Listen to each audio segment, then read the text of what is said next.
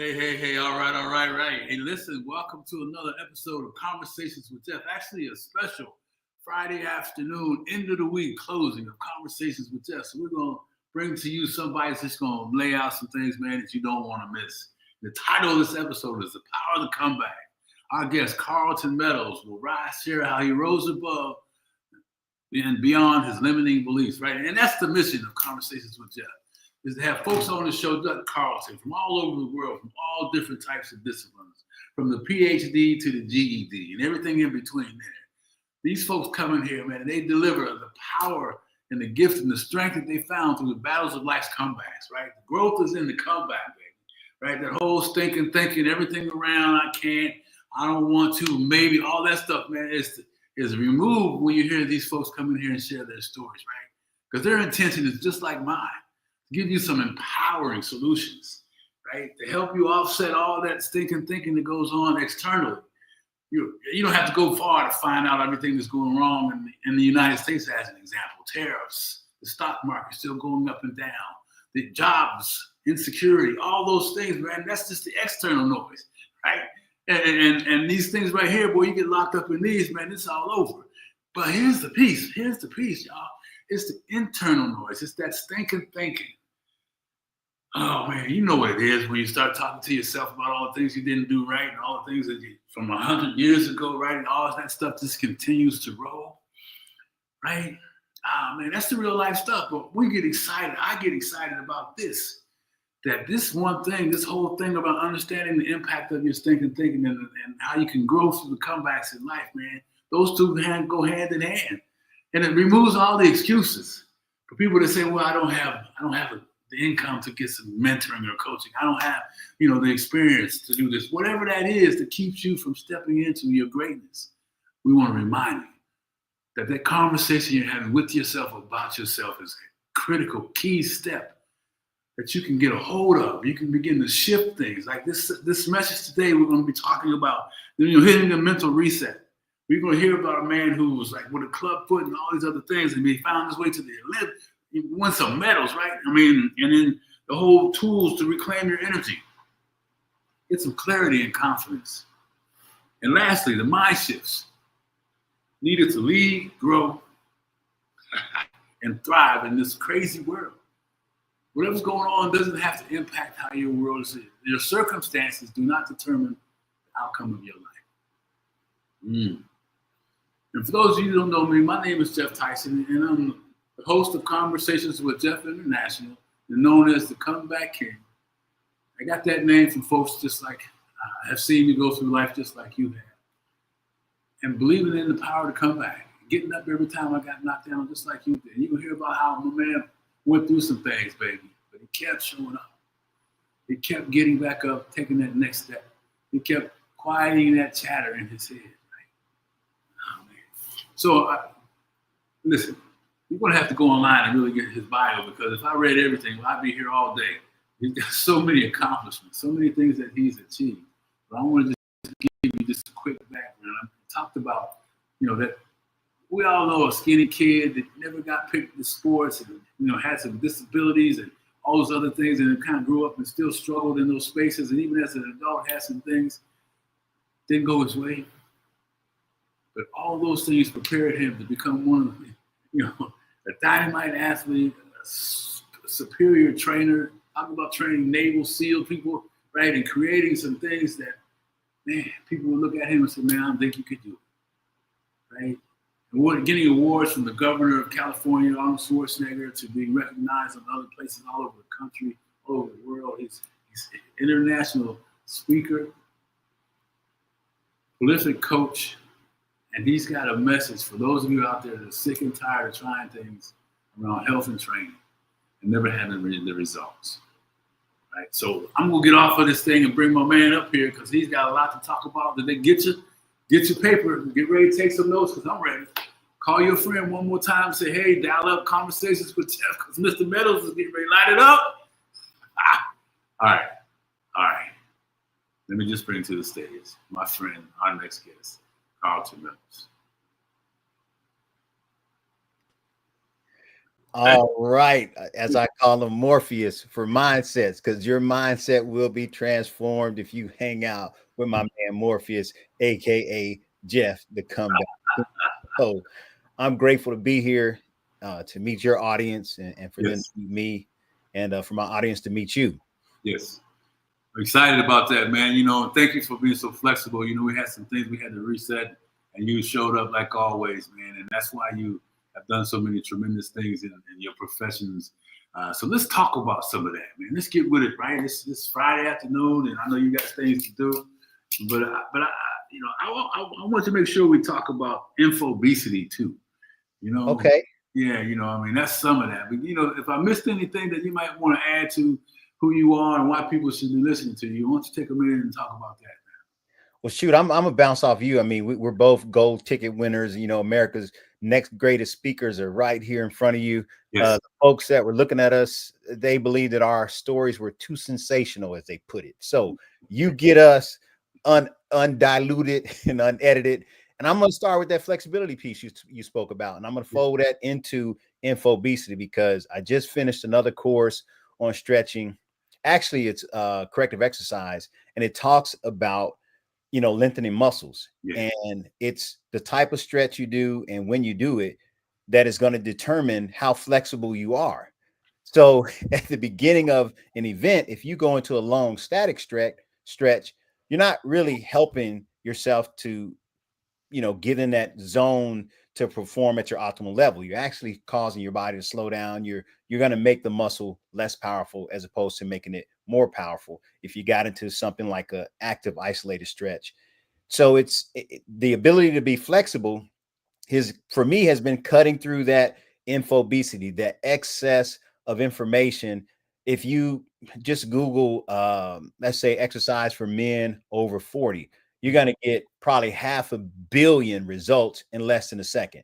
So how do you cut through that? And it's pretty similar when you look at stretching, because there's conflicting and confusing information. And if the person doesn't know how to navigate through all that nonsense and noise, Yes. they'll probably say, you know what, forget it. I ain't pulled nothing yet. I ain't gonna worry about being flexible. Just forget it. I'm straight. But man, and there's so many gifts, not just the stretching of the muscles, but there's some other benefits around that whole piece. Make sure you talk about those as well. Well, you can improve your self mastery by doing active isolated stretching because you're going to control the joint movement through that stretch. The easiest way to demonstrate it is if you make a bicep muscle. If you flex your bicep muscle, your tricep muscle is going to lengthen, it's going to elongate. So by creating the flexion in the bicep and then taking this up, you're learning how to facilitate this stretch, but you're also learning how to control the contractions in your own muscles. And that's going to help you when you're trying to regain your balance. If you stumble or lift something, you want to get in the right position. You want to be able to tell if that muscle is turned on or not. And that's what active isolated stretching will do. It'll help give you better self-awareness Right. of your muscles and your nervous system and your skeletal system, how they all kind of integrate and work together to move the body. Does that also work on the balance? I know they talk about as you age to make sure that stretching is even more important than running sometimes. Can you talk about that? Well, that's a piece of what we call proprioception, and there's this term mechanoception. Basically, your body is going to use your eyes, your inner ear, to tell you where you are in relation to the ground and gravity. So as we get older, our peripheral vision decreasing and the less than optimal performance of our inner ear because it hasn't been trained, that's what's going to cause us to stumble a lot. When we have weakness in the front of the lower leg, the anterior tib, is difficult to what we call dorsiflex, pull the toes up. What happens to people as they age, not only is it not flexible, it's also not strong. So they can't clear the ground as they're taking a step and they end up falling. I believe it's 5 degrees of dorsiflexion to allow us to walk. It's either 5 or 50. I'll get back to you on that one. But the point being, there's more than just one thing that's contributing to us falling as we get older. The inflexibility, the immobility, and the lack of or the untrained awareness that we have with regard to where our body is in relation to gravity and the ground, because sometimes they're leaning over and they don't realize they're leaning. Yeah. Like, hey, that person about to fall. They got no idea. It's like vertigo it's a vertigo party. Yeah. Well, I wondered about that because I do a lot of walking. I don't run that much anymore. My wife is running, so we walk and I trot, not jog. If I do, I only do a little slow trot. But it'll tell me at the end of it, your balance perception was okay today. I'm like, it's one of the apps I guess on the phone. I'm like, well, how do they know? Should I be concerned about my balance, right? Because I don't feel like I'm out of balance. But it shows 3 levels of balance, and it's like, man. What you can do to train your balance is find a hard surface. Any floor in your house will do that doesn't have carpet. Spread your toes and plant your feet on the ground. Yeah. You're going to start about shoulder width apart. And just get used to shifting your weight back and forth. Keep your feet planted, but just kind of shift your body weight over your feet, because the skin in your feet is one of those proprioceptors. So it's constantly intaking information. Okay. So once you've done that for say 2 to 3 minutes, then bring your feet right next to each other, and you're going to raise one foot. Make sure you're standing next to a wall, or you got a broom, something you can hang on to.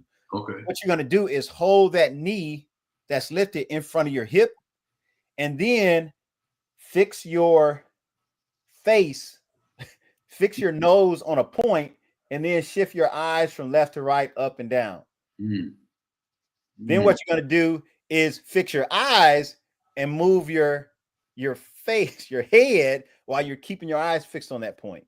Okay. Those are just a couple exercises you can do to help improve your balance. And then you're going to do the same thing on the other leg.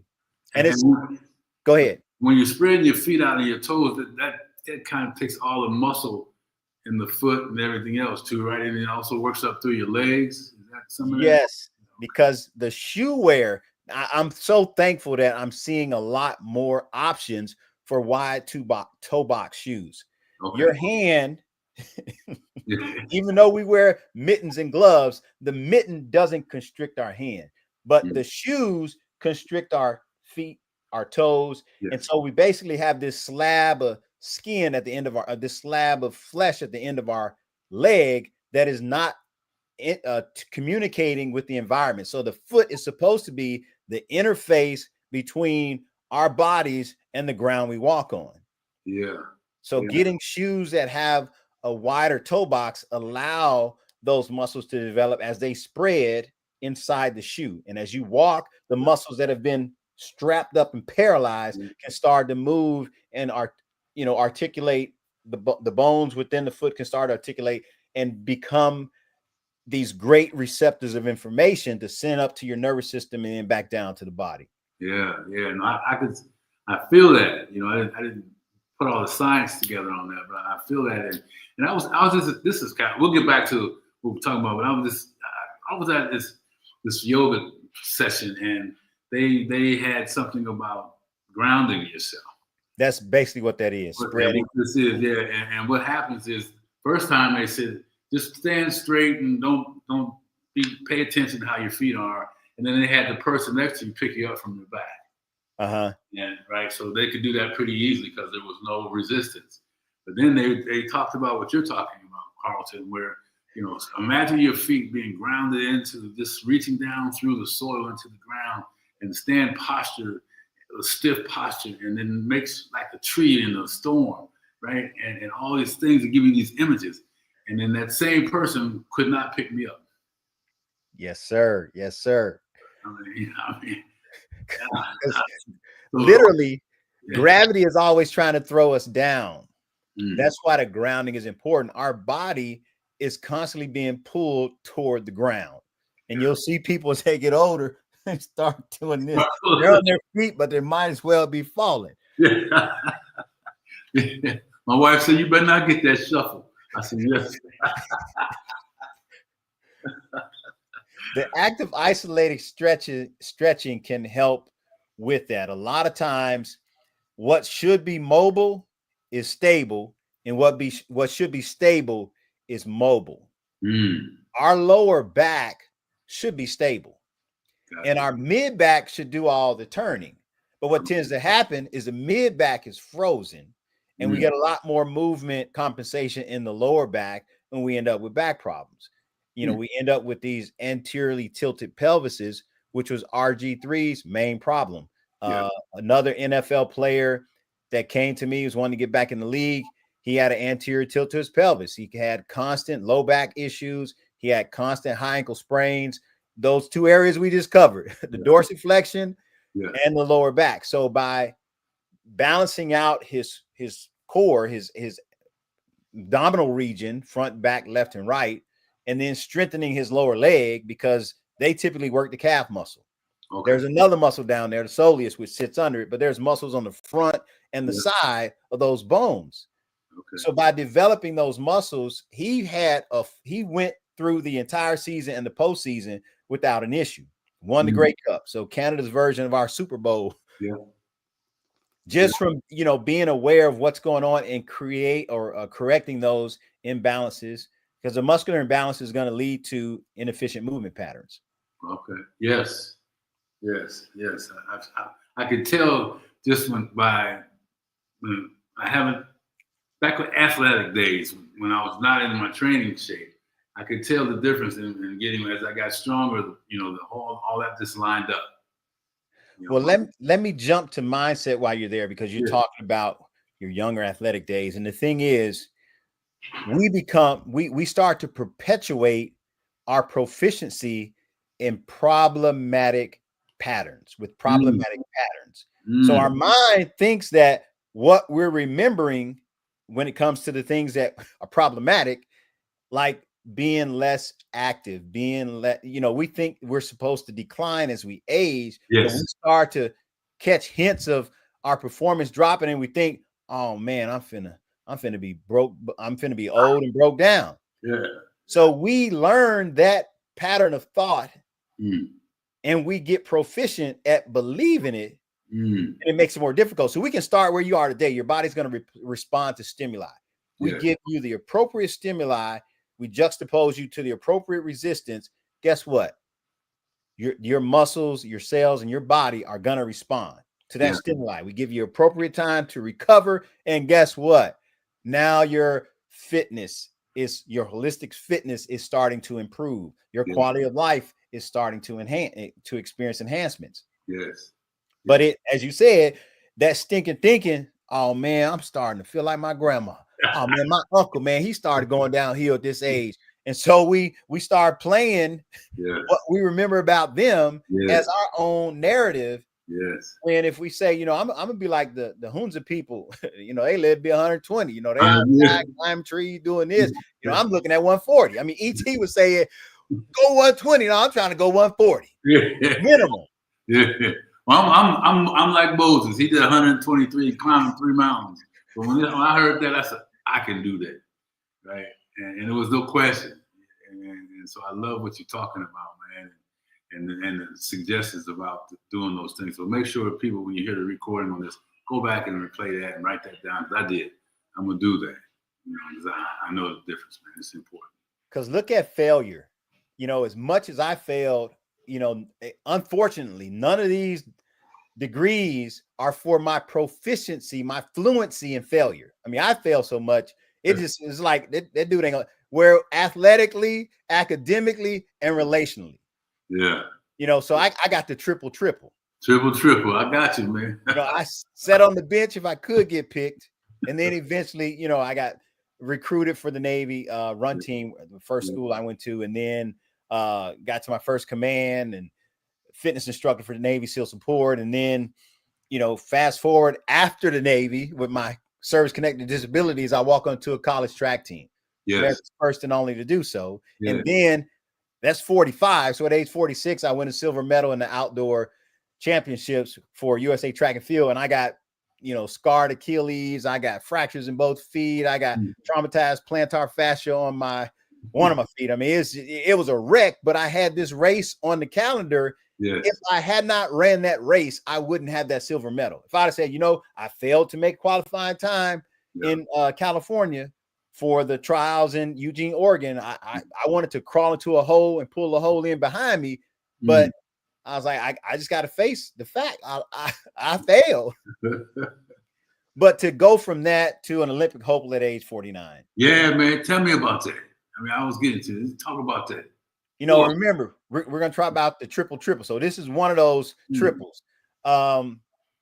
The physical therapist was trained in the Graston technique, which is basically structural integration. The muscles determine the position of the bone. So my bones were kind of out of whack through, you know, some faulty movement patterns and situation, you know, positions I was seated in for flight and all these other things. And so she basically said, the pain you're experiencing is probably hardwired into your brain. I'm not sure we're going to be able to help mitigate that pain.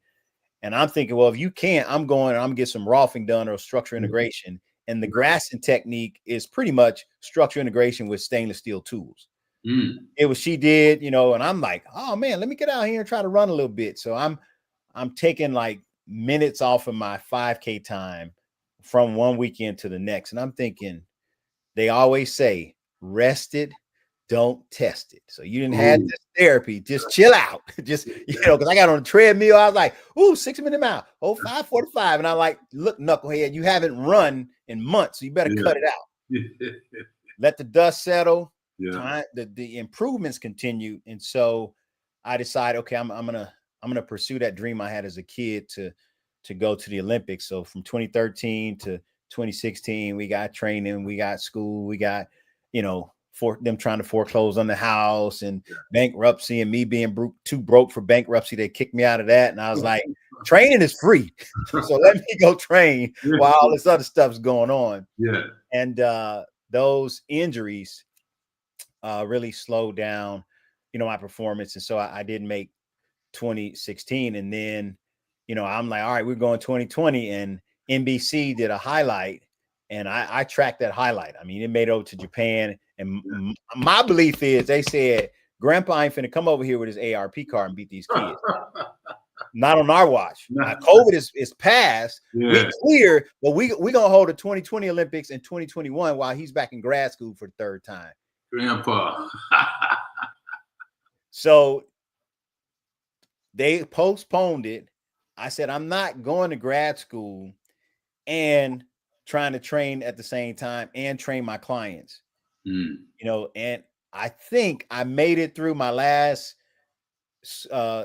degree without consulting, because typically I find myself doing consulting while I'm in school, and I'm doing all sorts of things. But because I'm so short on time, I found a way to be very proficient with the time I did have. You know, pockets sitting on the plane, waiting to taxi. I'm doing homework, I'm reading, I'm doing whatever. And so I'm gonna just kind of jump into that second failure, that second triple. I got drop kicked out of the Navy's officer prep school after my middle school counselor would not allow me to apply to the prep school that had accepted my brother. So her opinion was, or at least my interpretation of her actions, were, you are questionable high school material, young man. Public school, Gary public school system, high school. So I got drop kicked out of there by way of academic disenrollment. And it took me 18 years to finish a 4-year degree. Wow. So then I start these masters, and I tally up 3 of them in 3.5 years. Yeah. Amazing. Well, I figured it out. Amazing. Yes. I became the poster child for executive MBA program, and I don't have an MBA. Yeah. Wow. I love like, hey, do you mind doing some stuff for us? You know, we're going to be taking some pictures, blah, blah, blah. I was like, hey, by all means, I'm falling in love with Sparta, whatever I can do to help. Yeah. So, Russ is saying amazing. Man. You got Russ is saying amazing, Karlton. Thanks, Russ. I mean, the thing is, we get all happy about NBA players that got triple doubles. Yeah. So we got the academics, we got the athletics, or the athletics and academics. Now we're gonna move into relationships. I was born in Germany. So early on, you know, when I came to this country, I didn't speak barely any English. I ain't had no money because I was just a toddler. But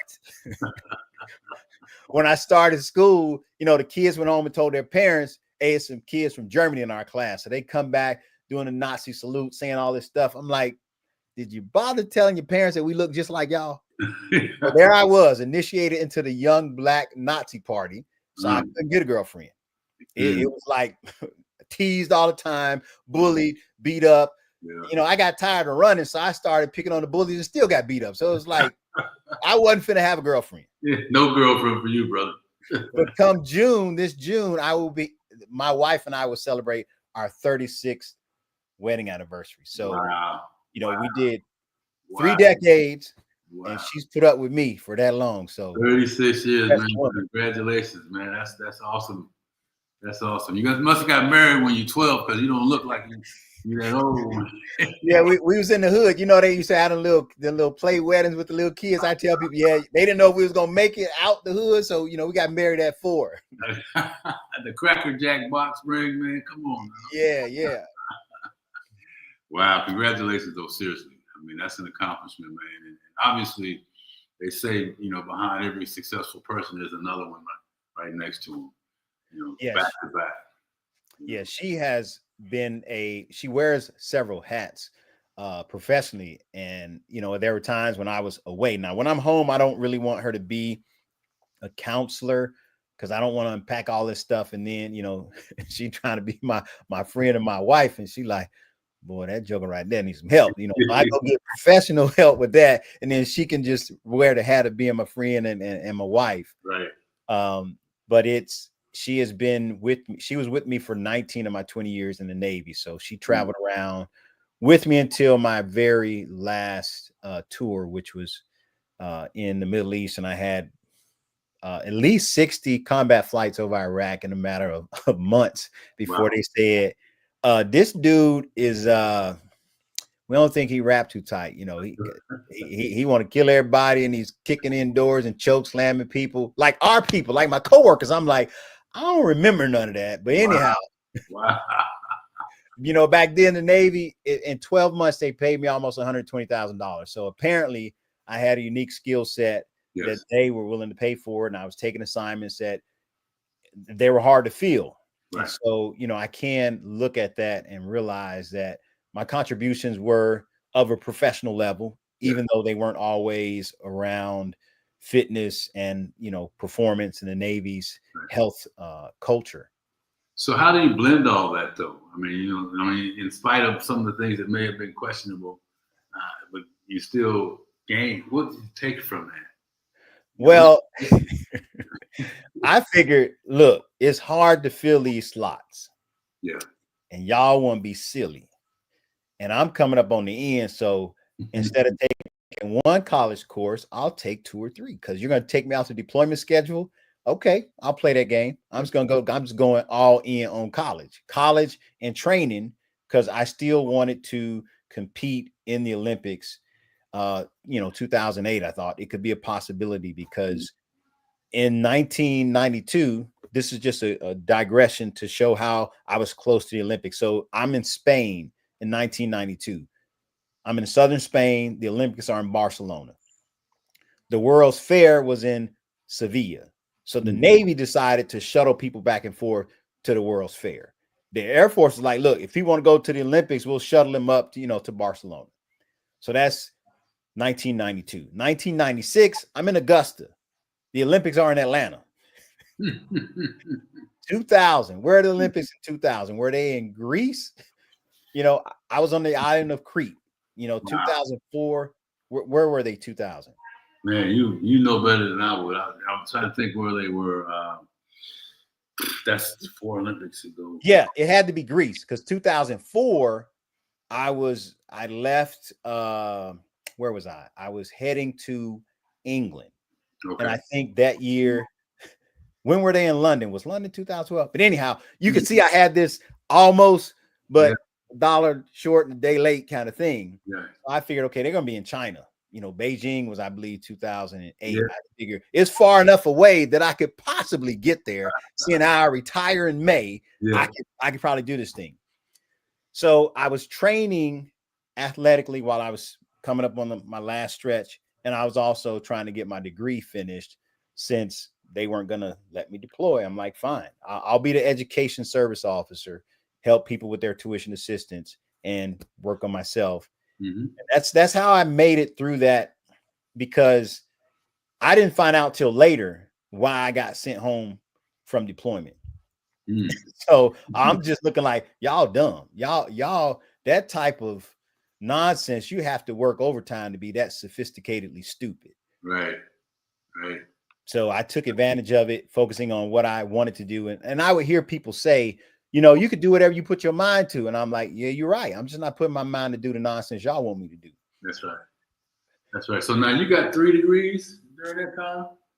No, I didn't. I got my associates in Hebrew. I finally finished that in 2007. Okay. And then I got my bachelor's in 2012. I went to grad school in 2015, finished in 2016 with exercise nutrition science. I went back in 2017, graduated in 2018, degree in a master's in entrepreneurship.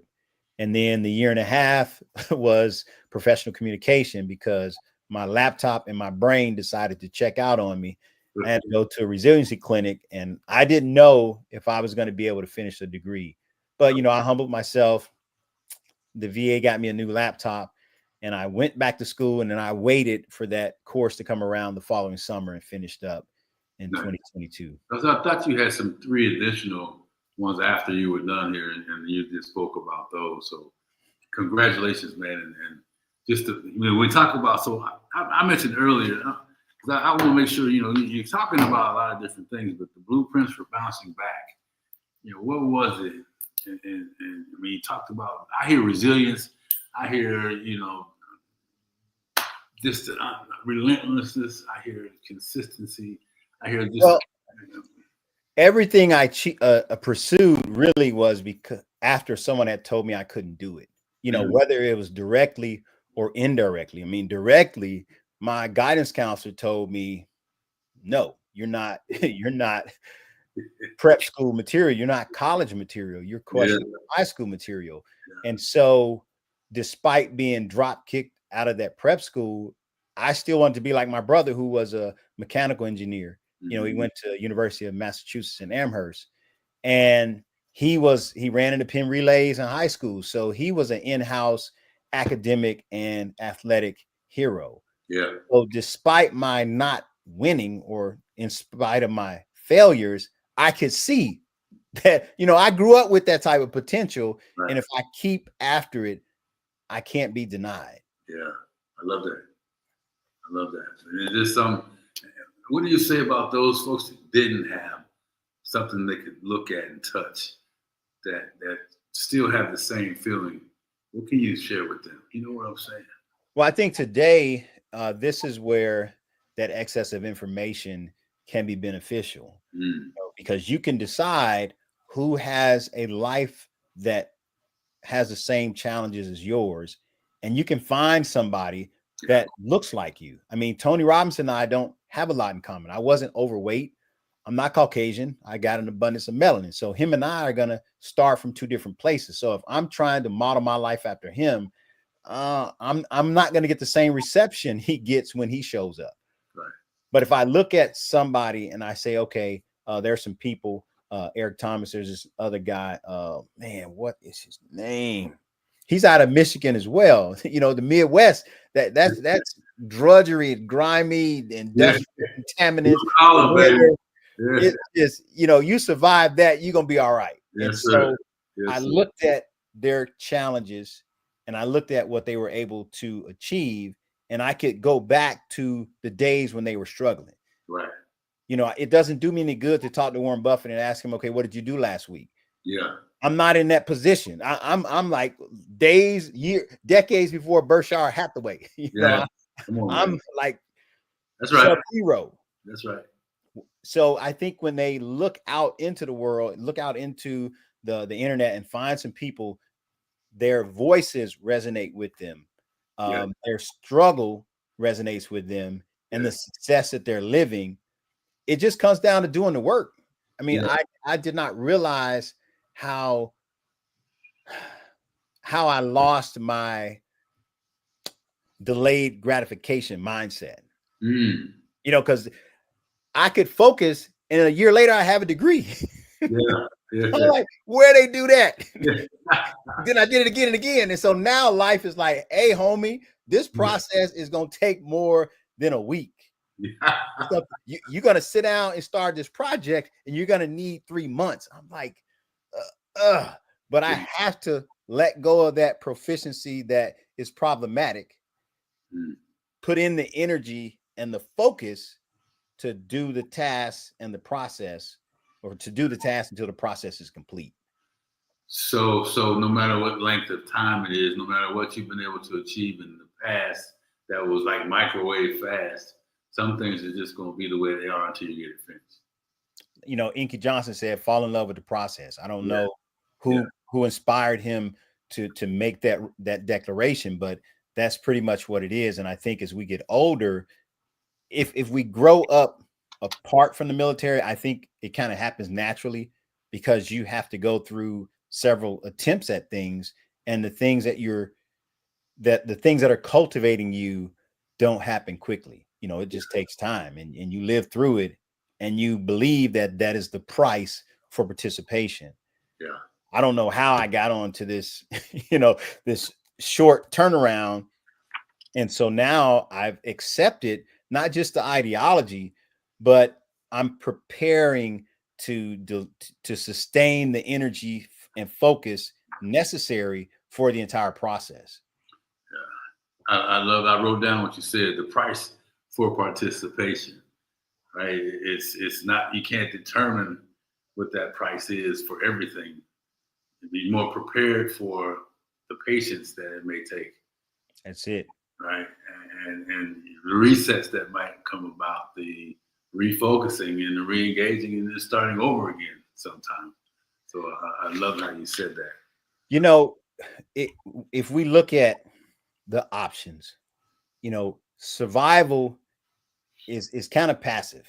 The way things are, I get invites and texts and mail inviting me to go into debt, consolidate your debt. And I'm like, you don't get out of debt by borrowing more money. You get out of debt by increasing your income and decreasing your outflow. But that's story for another day. The point being, thriving takes effort. Surviving, you don't got to do a whole lot, to be mediocre and survive today. Yeah.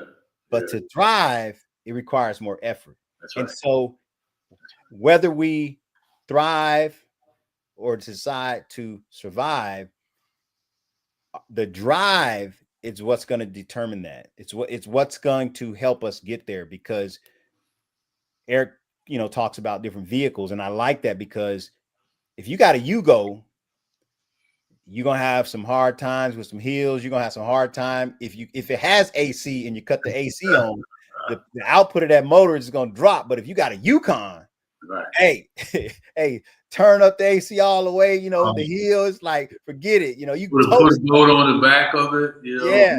Whatever you want to pull. Yeah. And you can that engine has the capacity to handle the drive that is necessary to shift from survival to thriving. So drive. I mean, people, we talk about it. I mean, I know from knowing you, there were some things that you were going to just say, I'll show you. Yes.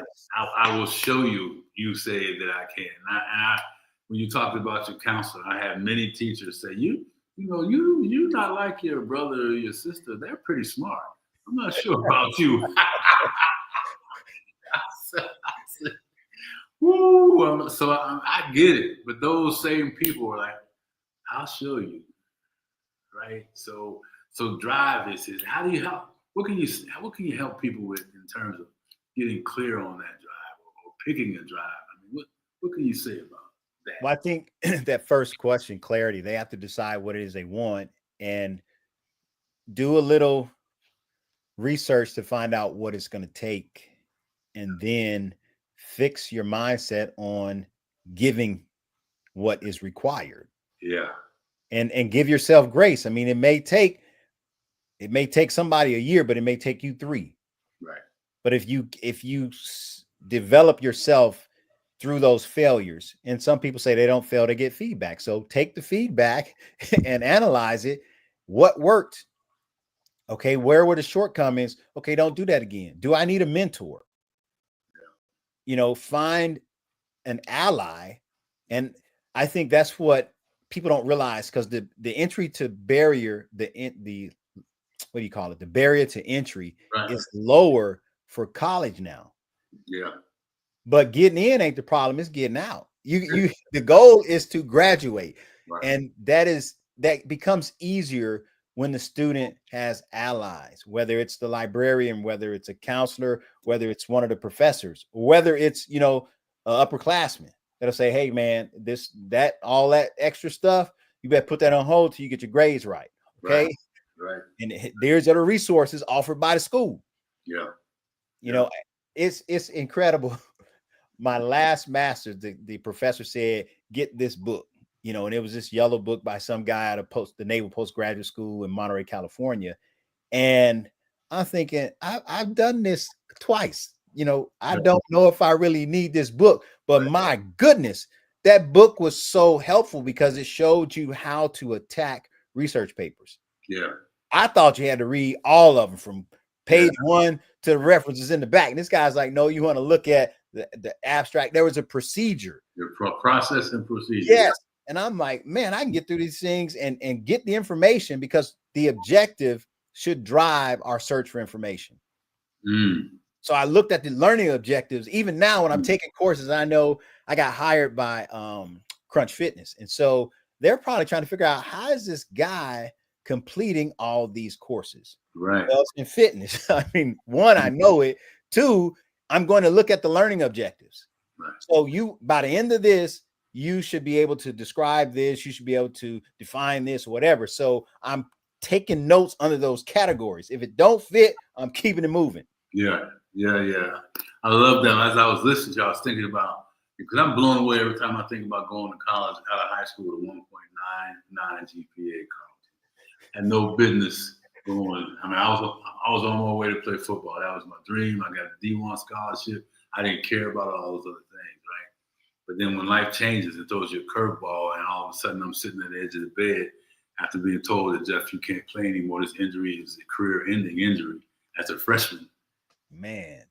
I'm thinking, what do I do, right? But then through what we've talked about and being an athlete and conditioning and training and having parents that never complain and always hit the reset button, always found a way to figure things out, I knew that there was something possible. I just wasn't sure what it was.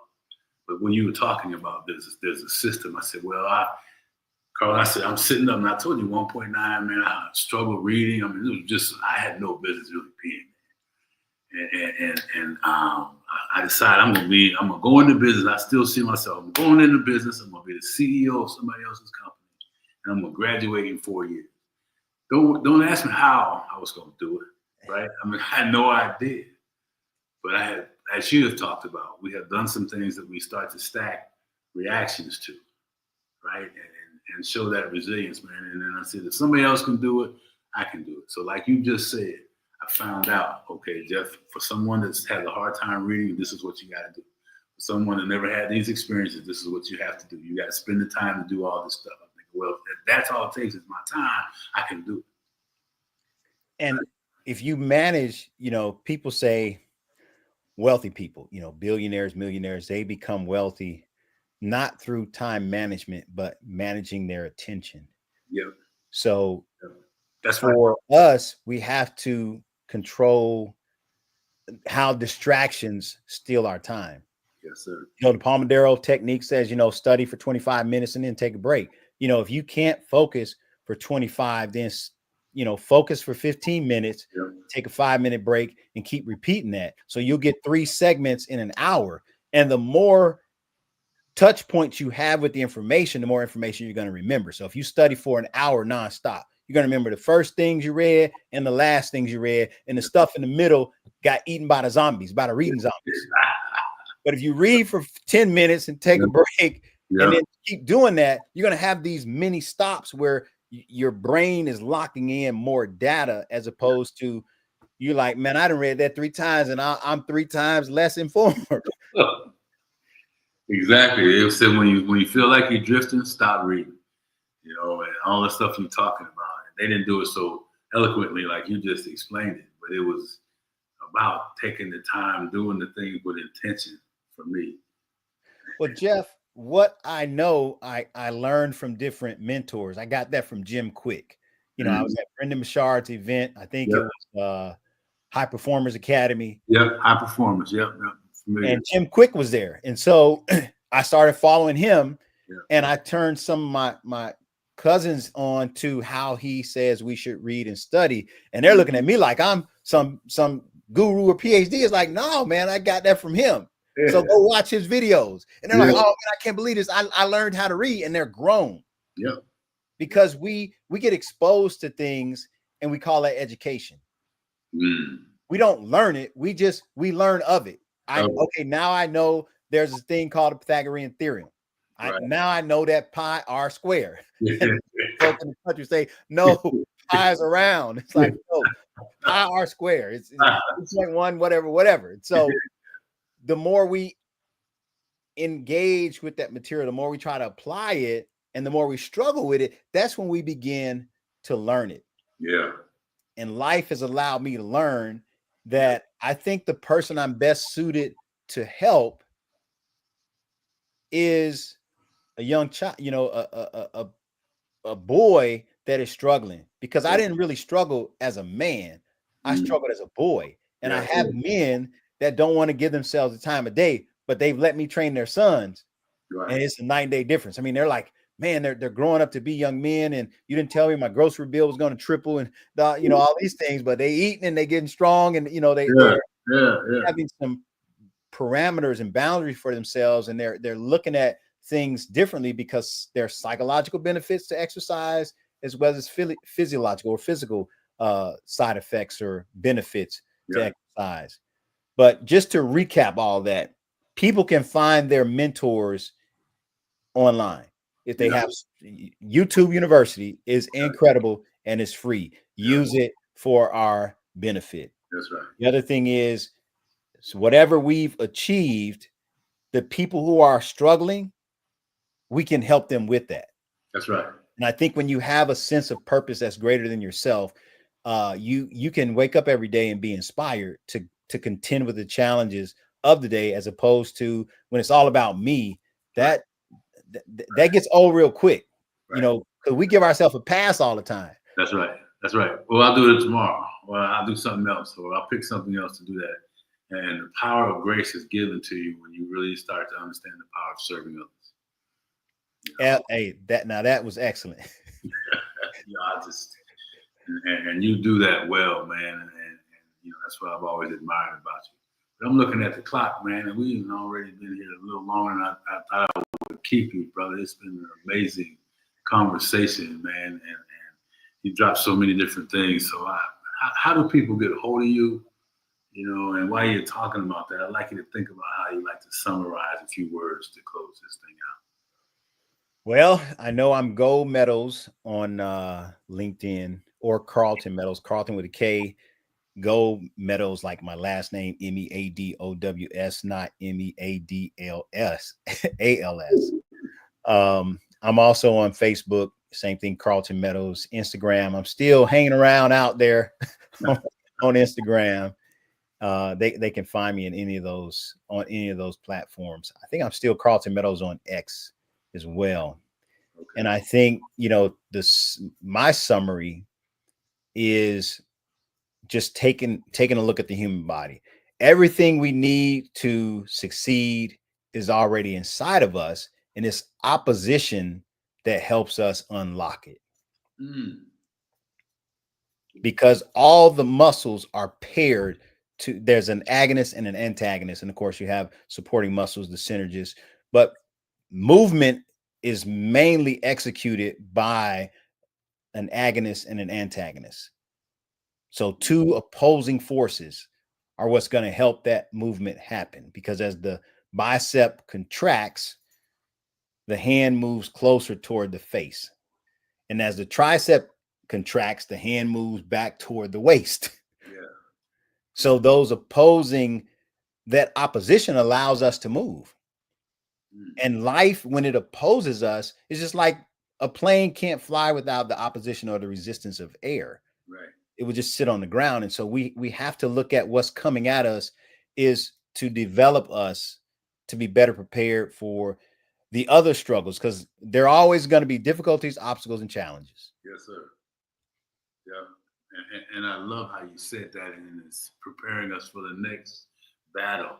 And from the previous battle, what did you learn? What was the opposite that gave you the strength for the next battle that's coming up? What did you figure out not to do again in that same thing, right? And because, as you said, and I believe it to be true, man, I mean, life is about getting up every day and showing up, man. And if you really want to get after life, you're gonna get into some opposition. It just go one won't be without the other, right? Courage doesn't come without challenge. Failure doesn't come without attempt, you know. And so we could talk about a lot of things for a lot longer time, man. And I really appreciate how you put that. You know, opposition helps us unlock our gifts. I mean, think about it. People love to compare life to a marathon. A marathon, it isn't a constant opposition, because you're all giddy in the beginning. You jump out there and but wrestling, if we look at life, wrestling is a metaphor for life. When you succeed at wrestling, you're in close contact and opposition to your opponent. If they go limp on you, you got a long day. You need them to oppose and counter. And so that's going to happen with them in close proximity. And that's how life is. We should live it in close proximity to its challenges, obstacles, and difficulties to better develop our skills. Yes. I don't like it, but that's how it is. Like Jim Rohn say, listen to me, but don't watch me too closely. I got to put this stuff into practice too. Everybody's got to do it. I mean, I shouldn't say that. It's a choice to make. Choice. Right? We all have the choices. What do we choose is the outcome of our choice. But then once we make that choice, we become, I like to use the word, I just say we become a slave to our choice until we make another. Yeah. You know, and however that might be, because it's just how our body is set. Once we do that, we're on that track, man. And getting off of it sometimes takes a while. Sometimes we never do. You know. So, man, look, I just, woo, what a conversation, man. You just kind of just dropping so much fire out here, and I keep saying I'm gonna let you go, but I got so many other questions. So, but that's what you do. Your notes are evidence of what you do. You allow people to be authentic, and you draw out of them. You know, some interviewers, it's like it's all stodgy. You know, okay, we're going to add, but you have that gift. I mean, people have told you long before I did that you put people in a position where they can, think and assess where they are and hear what you're saying louder than the stinking thinking that they've been listening to previously. Yeah. As always, you say that, I say thank you, because it is one that I've hidden for a long time, but I'm not hiding anymore. And it's folks like you, man, that keep me moving forward, keep making this stuff happen. So, I mean, boy, powerful. Well, that's what Morpheus does. He moves forward. I love it, man. And for those of you that don't know Morpheus, go check him out. I own that. And I love and respect that. That's a compliment. Because look, Morpheus knows a Leo when he's talking to him, and I'm talking to a Leo. Oh, wow. I never looked at it like that. Come on. Come on. The one. Big brain man. I love it. Hey, well, I'm thankful, because I know the Creator gave me a gift, and Les Brown says that how we live our life is our gift and our gratitude to the Creator. And so I'm really getting warmed up. I feel like I had the opportunity to be in a cave as a cocoon, protected, locked away and transforming. And now, as I struggle to come out of that chrysalis, my mind is set that I'm going to contend. I'm going to contend to thrive. I'm not going to just coast along to survive. I'm going to contend to thrive. I know it takes energy, but I had time to hibernate in the cave. That's right. No rest now. No rest now. It's time to thrive. And I'm going to thrive right alongside you, man. So listen, brother, thank you. Thank you. Thank you. Thank you. Let's keep thriving, man. We got work to do. Yes, sir. I'll talk to you soon. All right. Have a great weekend. You do the same. Fantastic message, man. Thank you. You are most welcome. Well, as I wrap this thing up and I'm looking at you, and man, listen, there's no way you can cut all the things that this man talked to you about today. So go back, take your time, hit the pause button, and listen to the stuff he's talking about. Simple things like we talk about on this show to give you, the listener, the opportunity to hit the reset button, to gain these empowering solutions, to be able to become who you are meant to be, not just somebody average, not just mediocre. Don't accept mediocrity, right? I mean, this man, we didn't get into all the other journeys. Whew, I mean, this brother went through some things to get to where he is today, right? So, as always, we want to thank everyone for showing up. Make sure you share this information when you do the recordings. Let us know if there's anything else that we can do for you. Reach out to my man, Karlton. If you can't get a hold of him, reach out to me, and I'll make sure I make the connection. But this man is working with, as he mentioned, young men, high-quality young men in the realm of health and mind and leadership, among other things. So make sure you stay connected to him. And as I always tell you, when you look in the mirror, make sure you like who's looking back at you. And if that stinking thinking is racing loud, hit the reset button, stop it, learn how to replace it. I can, I will, I must, like Eric Thomas says. Les Brown says it's possible, right? It's hard, but it's possible. We can go on and on and on. But I want to remind you that you can do this thing. Don't let nothing stop you from reaching your destiny. You shall not be denied. Check out my man Karlton Meadows. He told you we're Facebook, LinkedIn, and we'll see you on the next episode. And remember, the gift is found through the growth of the comeback, baby. No more stinking thinking. We're out. Take care.